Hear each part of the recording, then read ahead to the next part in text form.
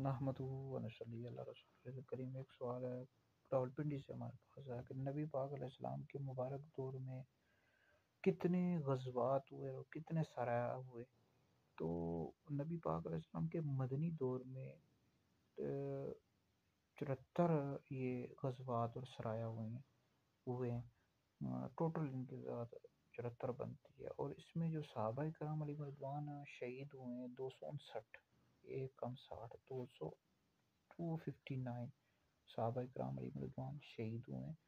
اور جو جنگ یمامہ تھی، جو حضرت سیدنا ابوبکر صدیق رضی اللہ تعالیٰ عنہ جب پہلے خلیفہ راشد تھے ان کے دور میں لڑی کی، مسلمہ کذاب نے نبوت کا دعویٰ کر دیا تھا، اس کے خلاف جو لڑی کی تھی، اس میں 24,000 صحابہ کرام علیہ مردوان نے شرکت کی اس جنگ میں۔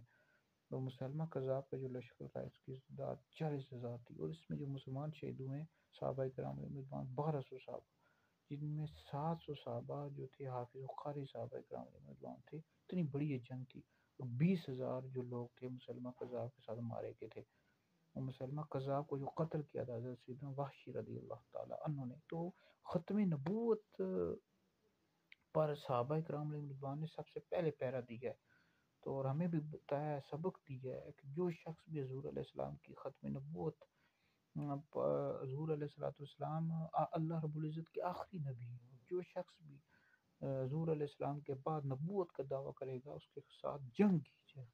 حضور آخری نبی ہیں، آپ کے بعد کوئی نبی نہیں آ سکتا۔ تو یہ جنگ یمامہ اتنی بڑی جنگ ہے، اس میں اتنے صحابہ کرام علیہ رضوان شہید ہوئے ہیں۔